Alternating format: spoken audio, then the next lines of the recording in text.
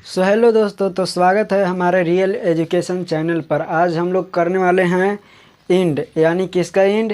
तो राजनीतिक शास्त्र के पहला चैप्टर का हम लोग ये समाप्त होने वाला है चैप्टर इसी वीडियो में, यानी ये पार्ट 8 है और 8वां वीडियो है, जो कि इस वीडियो में हम लोग ये चैप्टर को पूरा ख़त्म कर देंगे। और अगर इस वीडियो को आप पहला वीडियो आप देख रहे हैं, 8वां वीडियो देख रहे हैं, तो आप इस वीडियो के डिस्क्रिप्शन में जाकर सारा वीडियो को देख सकते हैं। लिंक वहाँ पे पार्ट 1 पार्ट 2 करके दिया हुआ है, आप उस पर टिप करके और देख सकते हैं। तो चलिए, आज हम लोग पढ़ रहे थे राजनीतिक शास्त्र, जिसका पहला चैप्टर का नाम था लोकतंत्र में सत्ता की साझेदारी। आज हम लोग पढ़ने वाले हैं 22वां क्वेश्चन और 23वां, और एक और होगा यानी 24। यानी इस वीडियो में हम लोग 3 को क्वेश्चन देखेंगे और तीनों ही महत्वपूर्ण क्वेश्चन है। तो चलिए हम लोग चलते हैं और स्टार्ट करते हैं। तो देखिए, पहला क्वेश्चन हम लोग के कहा हुआ क्या चीज़ कह रहा है। पहला क्वेश्चन कह रहा है कि बहुसंख्यकवाद से आप क्या समझते हैं। बहुसंख्यक मतलब कि आप क्वेश्चन से समझ चुके होंगे कि बहुसंख्यक मतलब होता कौन सी है। बहु मतलब बहुत सारे, यानी अधिक, और संख्या मतलब जनसंख्या। यहाँ पे जनसंख्या का मतलब हुआ कि जनता। देखिए, बहुसंख्यकवाद हुआ कि जिसकी संख्या ज़्यादा होती है उसी के पक्ष में सुनवाई किया जाता है।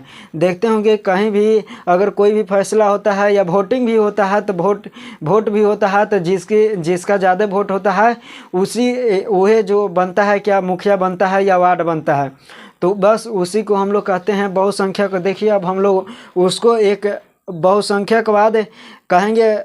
वोटिंग के अलग हो गया, और जो हम बहुसंख्यकवाद बता रहे हैं ये अलग चीज़ है। तो देखिए, बहुसंख्यकवाद किसको कहते हैं, तो जिसकी संख्या ज़्यादा हो पाई जाती है तथा उन्हीं के पक्ष में, यानी उसी के पक्ष में क्या होता है, फैसला होता है, उसे क्या कहते हैं, बहुसंख्यकवाद कहते हैं। बस आपको समझ में आ गया होगा। अगर न भी आया है तो यहाँ पे देखिए हम पैराग्राफ चेंज करके लिख दिए हैं, आपको इससे समझ में आ जाएगा। देखिए, बहुसंख्यकवाद फिर से देखिए, जिसकी संख्या ज़्यादा पाई जाती है तथा उसी के पक्ष में फैसला होता है, उसे बहुसंख्यकवाद कहते हैं। देखिए, पैराग्राफ चेंज करके लिखा हुआ है कि श्रीलंका में आज़ादी के बाद सीली जाति अपना अधिकार जमाना चाहता था। अगर आप लोग श्रीलंका के बारे में, अगर श्रीलंका की स्थिति नहीं पढ़े हैं, तो इसी वीडियो में है दूसरा पार्ट, यानी पार्ट 2 आप देखिएगा, उसमें मिल जाएगा पूरा। पार्ट 2 या 3 होगा, उसमें आपको पूरा मिल जाएगा श्रीलंका की स्थिति, कि श्रीलंका में किस तरह से विवाद हुआ था और कैसे वो अपने आप में एक विश्व गृह युद्ध शुरू हो गया था वहाँ पे। तो आप देख लीजिएगा। तो देखिए, श्रीलंका में आज़ादी के बाद सीली जाति अपना अधिकार जमाना चाहता था। ठीक है, वो अपना अधिकार जमाना चाहता था किस पर, तमिलों पर। ठीक है, सीली जाति सभी जगह, चाहे नौकरी हो चाहे विद्यालय हो, सभी जगह वो अपना क्या करना चाहता था, तो अपना अधिकार जमाना चाहता था। किस पर, यानी तमिल पर। अब देखिए, इसमें है कि वह अपनी इच्छा के अनुसार संविधान बनाना चाहता था। तो यहाँ जो सीली जाति के जितने भी जनसंख्या था वहाँ पे, वो सभी क्या करना चाहते थे, यानी संविधान अपने मन के, यानी अपने इच्छा के अनुसार बनाना चाहते थे। लोकतंत्र की स्थापना करना चाहते थे तथा लोकतंत्र की स्थापना करना चाहते थे। देखिए, उसने 1956 में, याद रखिएगा, उसने 1956 में एक कानून बनाया जिसे नौकरी तथा विश्वविद्यालय में विशेष आरक्षण सीली जाति को दिया गया। तो ये क्या है, ये एक तरह से हम लोग पढ़े तो इससे क्या हम लोग के पता चला कि सीली जाति की जनसंख्या ज़्यादा था, इसलिए वो अपना अधिकार जमाना चाहता था। तो इसी चीज़ को हम लोग यहाँ पर तो लिखे हैं कि बहुसंख्यकवाद क्या है। तो जिसकी संख्या ज़्यादा पाई जाती है या ज़्यादा होता है, उसी के पक्ष में फैसला होता है, उसी को बहुसंख्यकवाद कहते हैं। और वही चीज़ हम लोग एग्जाम्पल के रूप में अपने किताब से ही लिखे हैं। तो देखिए, श्रीलंका में आज़ादी के बाद सीली जाति की अपना अधिकार जमाना चाहता था तथा वह अपने इच्छा के अनुसार संविधान तथा लोकतंत्र की स्थापना करना चाहता था। उसने 1956 में एक कानून बनाया जिसमें विद्यालय और नौकरियों पर विशेष आरक्षण सीली जाति को दिया गया। अब किसी जाति अगर किसी देश में अगर बहुत सारे जाति रहता है, वहाँ पे 4-5 गो जाति रहता है, या किसी भी राज्य में अगर जिस जाति की संख्या ज़्यादा है तो ऐसा नहीं कि वो अपना अधिकार यानी वो अपना इच्छा के अनुसार संविधान लागू करेगा या किसी पर अत्याचार करेगा। तो ये चीज़ हमारा जो लोकतंत्र है ये चीज़ हम लोग के नहीं करता है, यानी हम लोग के सभी को बराबर अधिकार है। अगला है यानी 23वां क्वेश्चन है। 23वां क्वेश्चन क्या कह रहा है कि सामाजिक विभेद का लोकतांत्रिक राजनीति पर क्या प्रभाव पड़ता है। देखिए समाज में जो भेदभाव किया जाता है वो राजनीतिक पर, हमारे जो राजनीतिक है, जो हमारा देश है, देश का जो राजनीतिक है, हमारा जो लोकतंत्र है उसको किस तरह से प्रभावित करता है। जो सामाजिक हम लोग समाज में जो भेदभाव करते हैं वो किस तरह से प्रभावित करता है। तो देखिए हम लोग लिखे क्या है कि सामाजिक विभेद राजनीति को बुरी तरह से प्रभावित करता है। ये बिल्कुल अपने शब्दों में लिखे हैं, इसलिए आप भी अपने शब्दों में लिखने के ज़्यादा प्रयास कीजिए, केवल समझिए और इसको एक बार पढ़ लीजिए, अपने कॉपी पर नोट कर लीजिए, ताकि अगर फिर कभी भी भुलाएं तो अपने कॉपी को खोलकर और लिख ले। तो देखिए सामाजिक विभेद राजनीति को बुरी तरह से प्रभावित करने के कार्य कर रही है।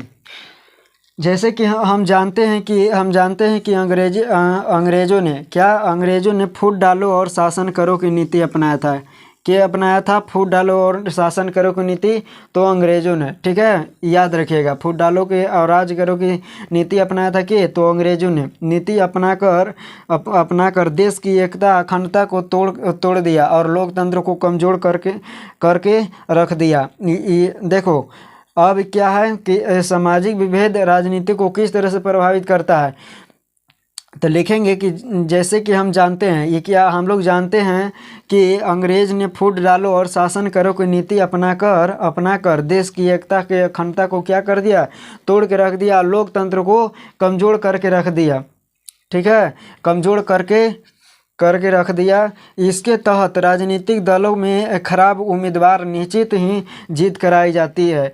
अब देखिए हम लोग क्या है, राजनीतिक में जो जितने भी राजनीतिक है वो सभी पैसा पर जीतता है, उसके अपने जाति पर जीतता है, यानी किसी न किसी पक्ष से ही जीतता है। वो किसी जनता के भलाई के लिए नहीं जीतता है, याद रखिएगा। अगर भलाई के लिए जीतता तो हमारा जो देश है, हमारा राज्य है या हमारा गांव है, जो हमारा समाज है, इतना इस तरह से अत्याचार हमारे समाज में या हमारे बिहार में कहीं या किसी भी राज्य में इतना अत्याचार नहीं होता अगर वो अपने देश के लिए जीतता या अपने समाज के विकास करने के लिए जीतता। तो याद रखिएगा कि कोई भी अगर उम्मीदवार जीतता है तो खराब ही उम्मीदवार खड़ा होता है। अगर नीमन अगर उम्मीदवार खड़ा होता है तो उसको किसी न किसी तरह से मार दिया जाता है या उसको किसी न किसी तरह से हटा दिया जाता है, या तो उसको टिकट नहीं मिलता है। तो इस तरह से हमारे देश में होता है। देखिए जीत कराई दी जाती है जिससे समाज राज विकास नहीं हो पाता है। बात सही है। अगर खराब उम्मीदवार अगर जीतेगा तो वह अपने भलाई अपने ही जाति के देखेगा ज़्यादा, वो दूसरा पर कोई ध्यान नहीं देगा, या और विकास से भी उसका कोई मतलब नहीं कि चाहे गांव का विकास हो चाहे देश का विकास हो, वो किसी से मतलब नहीं रखेगा। तो अगला है कि आगे है कि जिससे समाज में राज और विकास से कोई मतलब नहीं रहता है, यह समाज में मतभेद फैलाने का कार्य करता है।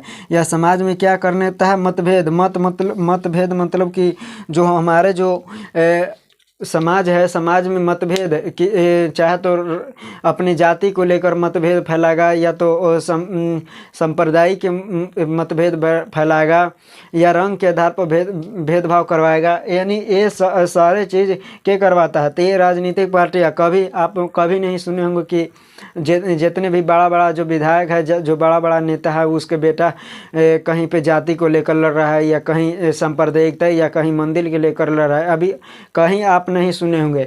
यानी जब भी अगर सुने होंगे तो छोटा जो जनता है, हमारे आप जैसे जो जनता है उसी पर वही जो लड़ता है। और नहीं तो क्या कि जो बचपने से ही उसके दिमाग में बैठा दिया जाता है कि आप ही जाति के हैं तो वो जाति के। बचपन से ही अगर ये सिखाया जाता हमारे स्कूल विद्यालय में कि कि आप किसी भी जाति नहीं, तुम्हारा जाति ये केवल मानव है और मानव ही जाति है, तुम्हारा धर्म है बस सच्चाई और सत्य के रास्ता पर चलना। तो ये चीज़ अगर सिखाया जाता है हमारे विद्यालय में, तो आज इतना जो लेवल पर पहुंचा हुआ है जातिवाद और अलग अलग तरीके से हमारे जो भ्रष्टाचार है पहुंचा हुआ है हमारे देश में, वो नहीं देखने के लिए मिलता। देखिए अब आगे क्या है, फैला दी जाती है। जैसे कि अब देखिए, जैसे यहाँ पे एक धर्म के ही बात लिखा गया है यहाँ से, या आप पैराग्राफ चेंज करके भी लिख सकते हैं, या जैसे यहाँ से हमारे पास जगह नहीं था इसलिए जैसे लिख दिए। चलिए हम लोग देखते हैं कि उत्तरी आयरलैंड में एक ही धर्म को मानने वाले, उत्तरी जो आयरलैंड था वो एक ही धर्म को मानने वाले थे, कैथोलिक और प्रोटेस्टेंट जाति के थे। अलग अलग पार्टी का निर्माण करता है, और क्या करता है, अलग अलग पार्टी का निर्माण करता है। इससे इस प्रकार को लोकतांत्रिक राजनीति पर बुरा प्रभाव डालता है। आयरलैंड में अलग अलग क्या है कि पार्टी बनाता है। ये एक ही जाति के लोग हैं, और ये एक ही वहाँ पे कहेगा कि कौन सी जाति के, तो कैथोलिक और प्रोटेस्टेंट। याद रखिएगा, आयरलैंड में एक ही प्रकार के एक ही धर्म मानने वाले एक कैथोलिक और तथा प्रोटेस्टेंट, याद रखिएगा। अब हम लोग आगे चलते हैं, यानी आगे एक क्वेश्चन और है, और एक क्वेश्चन के बाद ये चैप्टर है जो ख़त्म हो जाएगा। आप किसी भी चैप्टर से इतना अगर आप याद कर लीजिएगा, आपको हम 100% गारंटी देते हैं कि पहला चैप्टर से आपको एक भी क्वेश्चन नहीं मिस होगा। तो चलिए हम लोग जानते हैं अब जो 24वां क्वेश्चन है वो क्या है। तो चलिए ये लास्ट क्वेश्चन है। देखिए हम लोग 24वां क्वेश्चन है, और 24वां जो क्वेश्चन है ये बहुत ही महत्वपूर्ण क्वेश्चन है। आप लोग ये दिमाग में उतार लीजिए कि हर एक बार पूछता है, इन साल भी पूछेगा। देखिए ये लिखा गया है कि या तो बिहार या भारत में पूछेगा, यानी देश में के विकास में महिलाओं का क्या योगदान है। ये क्वेश्चन है, आप क्वेश्चन बैग से देखिएगा, उसमें भी दिया गया होगा, यानी कई बार पूछा भी गया है।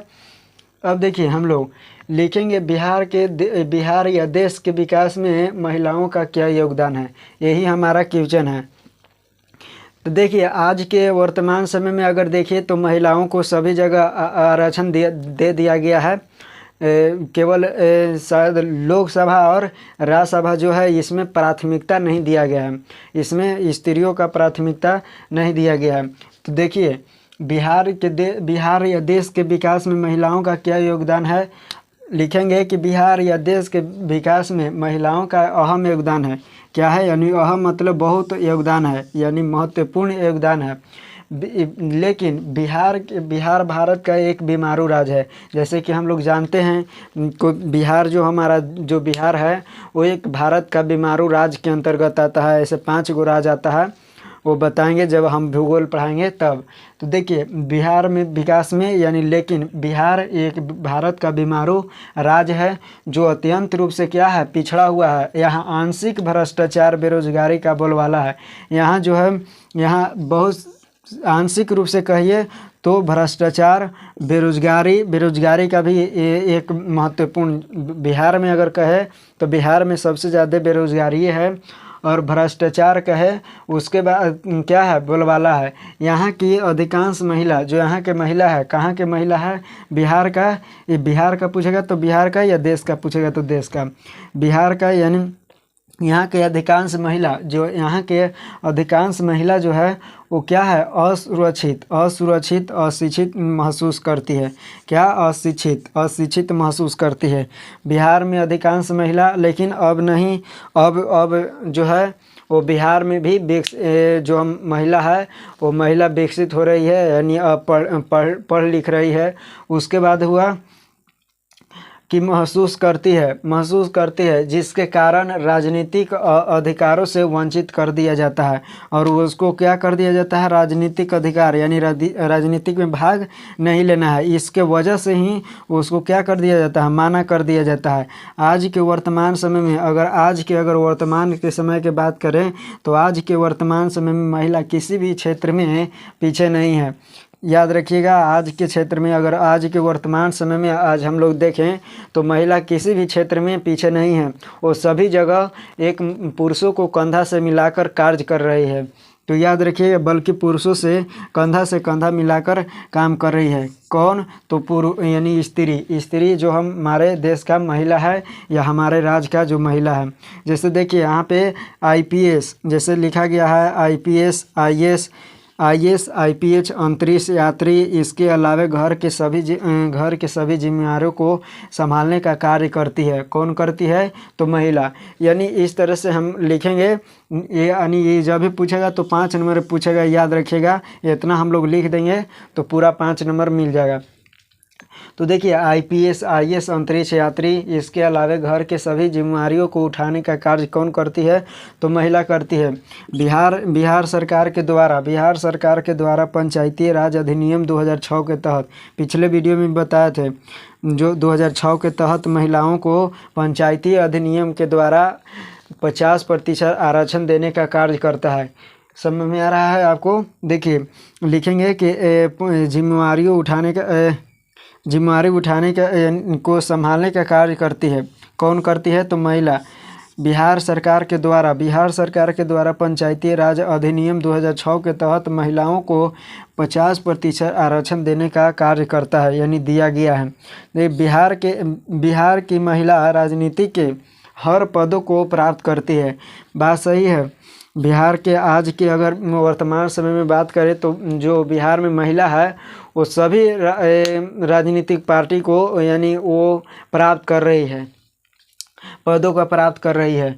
जैसे में हम लोग बता दें, जैसे में लिखे हैं क्या चीज़, तो वार्ड सदस्य में सबसे ज़्यादा हैं वो महिला के सीट है। उसके बाद है मुखिया वार्ड सदस्य में महिला है और मुखिया है। उसके बाद जिला परिषद इत्यादि और से जगह पर उसको योगदान रहता है। किसको? महिलाओं को। अब देखिए लिखेंगे कि महिला को लोकतंत्र राज्यसभा और विधानसभा में भी प्राथमिकता देनी चाहिए। और याद रखिएगा, जब तक महिलाओं को शिक्षित नहीं होंगे या जब तक वो पढ़े लिखेगी नहीं या अधिकार उसको बढ़िया से संभालने नहीं आएगा, तब तक हमारा देश जो है वो विकसित नहीं होगा। याद रखिएगा, यानी जब तक महिलाओं को पूरा अधिकार तो दिया जाएगा, अधिकार पूरा दिया जाएगा, लेकिन उस अधिकार को पूरी बढ़िया से संभालेगी लड़कियां, तभी हमारा देश जो है या हमारा राज्य या हमारा समाज विकसित होगा। अर्थात नहीं विकसित होगा। याद रखिएगा। तो ये हम लोग के आज का जो वीडियो था, ये वीडियो एंड होने वाला है और ये वीडियो के साथ एंड होने वाला है। उसके साथ चैप्टर भी क्या होने वाला है? ख़त्म होने वाला है। अगला चैप्टर हम लोग पढ़ेंगे लोकतंत्र में सत्ता की कार्य प्रणाली हम लोग पढ़ेंगे। यानी जितने हम लोग ये चीज़ पढ़ें, यानी लोकतंत्र में किस तरह से कैसे कार्य होता है, उसके अंतर्गत किसका अधिकार कितना है, और कितनी क्षेत्रफल पर एक मुखिया यानी कितनी सदस्य पर एक मुखिया का चुनाव होता है। तो ये सारे चीज़ हम लोग पढ़ेंगे अगला चैप्टर में। तब तक के लिए जय हिंद।